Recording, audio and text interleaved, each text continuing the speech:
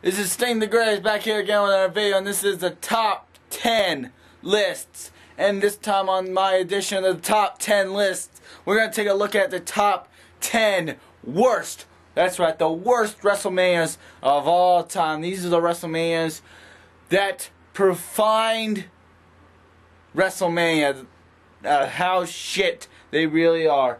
You take these WrestleManias and they don't stand a chance with the other WrestleManias. These are truly WrestleManias you want to forget, and some that are so horrendously horrible you cannot forget about it. Coming in at the number 10 worst WrestleMania is WrestleMania 26. The reason why it's WrestleMania 26, number 10 on the top 10 worst WrestleManias, is because there's so many better WrestleManias out there. I mean, this WrestleMania was actually okay. It had Undertaker versus Shawn Michaels. Chris Jericho versus Edge was really good. But the Money in the Bank match was very, very piss par. I mean, there's a lot better Money in the Bank matches out there. And then, of course, you had the Divas match. And then every other match was very predictable indeed. So WrestleMania 26, number 10. Number 9 on the worst is its successor, WrestleMania 27, which just recently happened. WrestleMania 27, I call this Hypomania.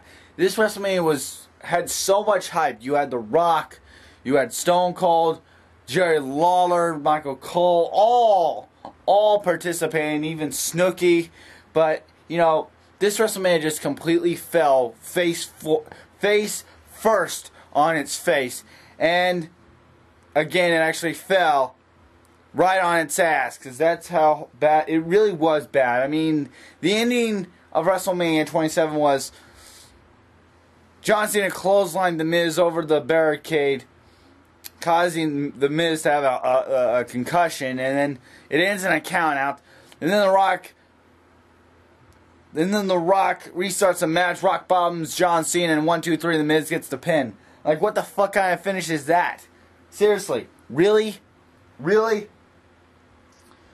Coming in at number 8 on the worst is WrestleMania 22. WrestleMania 22, I mean, they had some matches out there that stick out, like Edge versus Mick Foley in the hardcore match. John Cena versus Triple H was pretty good. But they had a lot of matches that were really, really forgettable. And I just want to forget about the year 2006, because in my opinion, 2006 was WWE at its worst. I mean, 2005 was a good year, but 2006 was horrible. And that's why it is. WrestleMania 4 comes in at number 7 on the list. And why I picked WrestleMania 4 is because you had the tournament. There's 16 matches, right? 16 matches, and all of them, most of them, were so boring. Even Jake Roberts versus Rick Rude was boring. I mean, yeah, you had a lot of good matches. Hogan versus Andre, that could have been a good match.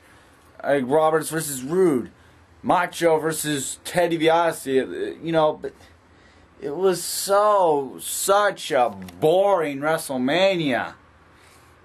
And 16 matches all over this one tournament, when really, you know, only about 4 or 5 or 6 guys had a chance. Like Hogan, of course, Andre, of course, Teddy DiBiase, Macho Man, maybe Steamboat, maybe a couple other guys had a chance, but really, this WrestleMania really sucked. WrestleMania 12 comes in at number 6. Why? It's just because, you know, WrestleMania 12 had 2 matches that were really good. The Iron Man, of course, and Undertaker versus Diesel, which was another good match. But the other 5 matches, I believe, were forgettable and stupid. I mean, the Backlot Brawl was pretty funny, but kind of stupid at the same time. 6-man tag, forgettable. Savio Vega versus Austin, forgettable. And a couple other matches I forgot about. Oh yeah, and then you had the squash match between Triple H and the Ultimate Warrior.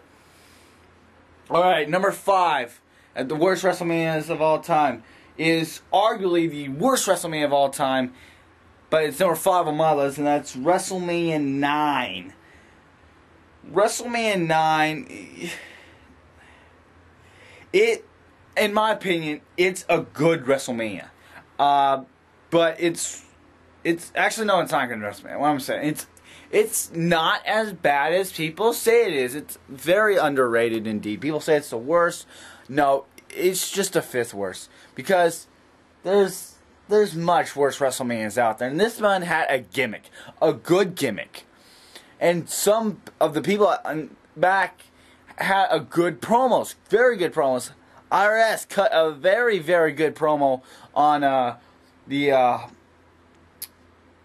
Hogan and Beefcake. And, of course, this actually looked like a good WrestleMania. I mean, look at the location, Caesar's Palace, you know. Although you had the worst WrestleMania match of all time, Undertaker versus Giant Gonzalez. But, you know. Alright, coming in at number 4 is WrestleMania 25. I don't care what anybody says. This WrestleMania, other than this one particular match, was a piece of shit. I never was more bored of a WrestleMania in my life than when I watched WrestleMania 25. WrestleMania 25 was so boring. The Extreme Rules match between the Hardys was okay, but could have been so much better. Triple H versus Randy Orton was so horrible and so boring. I mean, I couldn't bear the match. It was so horrible. Of course, you had Undertaker versus Shawn Michaels, which right then and there was worth $50. But I don't think it's worth $50 to sit in front of the TV during the Triple H versus Randy Orton crap.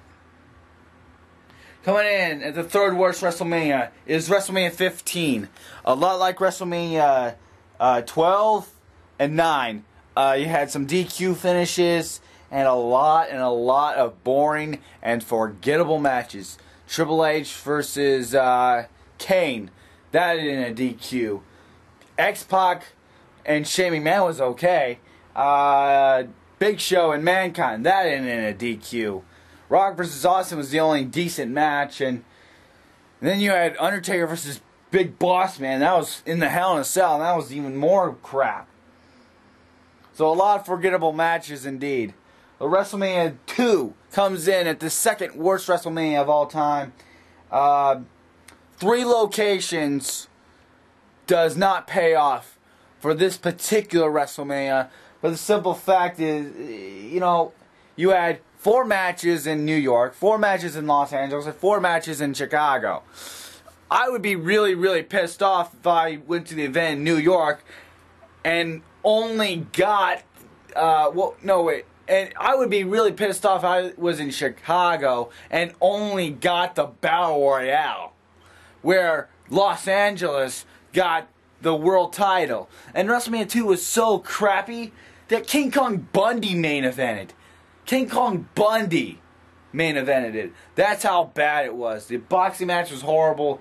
Everything in this WrestleMania was just complete, utter shit. But all these WrestleManias, most of these WrestleManias are shit. But none of them is as big as a piece of shit as the number 1 worst WrestleMania of all time, and that is WrestleMania 11.